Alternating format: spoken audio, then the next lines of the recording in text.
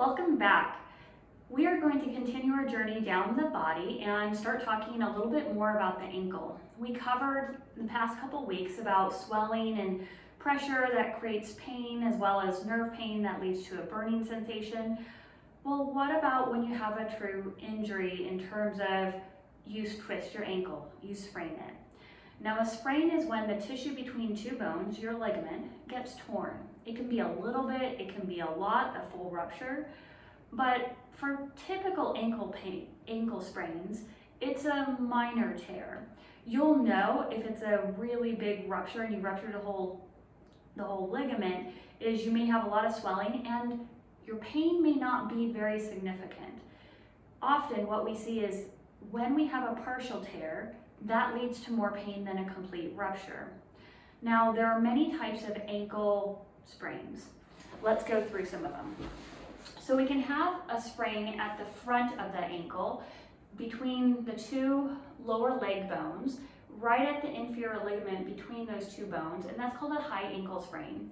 That typically happens in high force injuries, so football, hockey, maybe a car accident, something where your foot is turned at a right angle while it's underneath you and someone jams on it and there's a rotation force. That's not a common injury. That it does require a lot of attention. Sometimes it doesn't even need surgery, but it does require some attention. Now, the common one that we're used to hearing about is when you roll your ankle, you get the ligament right underneath that ankle bone, that part, that malleolus that sticks out.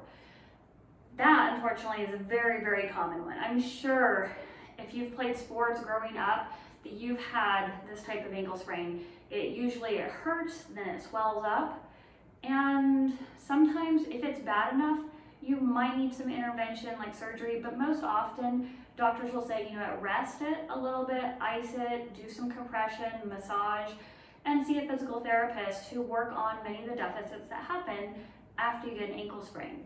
But let's go over one more ankle sprain. So on the inside, there's a deltoid ligament just underneath the inside ankle bone, the malleolus, medial malleolus. Now that also, if you turn your foot outward like that, and that ligament gets torn a little bit, then you lose the stability on the inside of your ankle. So what do you typically do?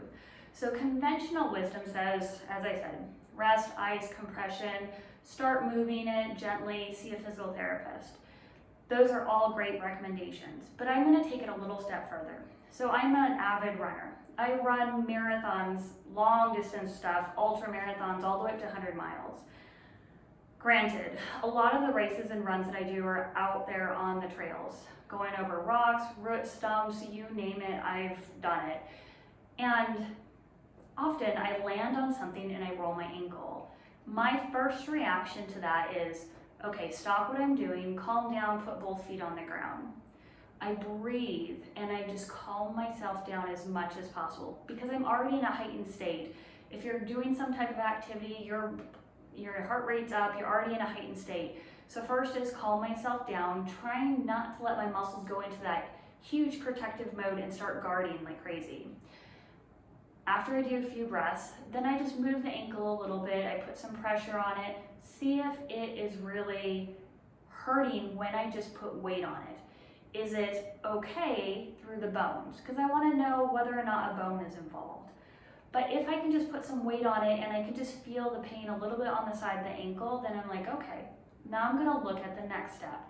Can I walk a little bit, and where I do some breathing and just move in a very controlled manner, walk and just go back and forth. Now this works for one of the side ankle sprains, but if you've got one of the high ankle sprains, you'll probably not want to just go walking back and forth because it's going to irritate that area. That you might need some more help and really rest it. But if we're talking about one of the two ankle sprains that are on the side of the ankle, the motion of just gentle moving, of walking gently, can actually help you get your muscles back to working in that manner. If I feel it calming down and I feel the pain going away, I'll even start jogging again. And again, the pain may increase initially, but as I blow and relax my body, get my rib cage back down, pelvis back down, I often can continue a run and have run 15, 20 miles on an ankle that I rolled. Now, every case is different, and you need practice on learning how to calm yourself. But the most important thing to remember is, as soon as you get an ankle sprain in one of those areas, besides resting it, you don't want to keep it immobile forever. You want to try moving it in a motion that's not going to stress the tissues. If you have questions on which motions to do, please reach out to me. Everyone's different, so what your ankle sprain may not have been what I just covered, but I covered some of the common ones. But reach out to me, amy@powerinstitute.com. And remember, with injury, it doesn't always mean just protect it for a long period of time. We need to get moving, because that's how you get bad tissues out of the area, good healing tissues back in. We want to get you back on your feet as quickly as possible in a safe way. Again, reach out to your physical therapist, reach out to your healthcare provider, talk to them about what I just discussed, and ask them if your case is applicable, because you never know. This may be a new concept that they haven't heard of before, and you might be appropriate for it, and your healing time frame may actually go a lot faster once you get it moving. Hopefully this was helpful. We'll see you again next week. Bye.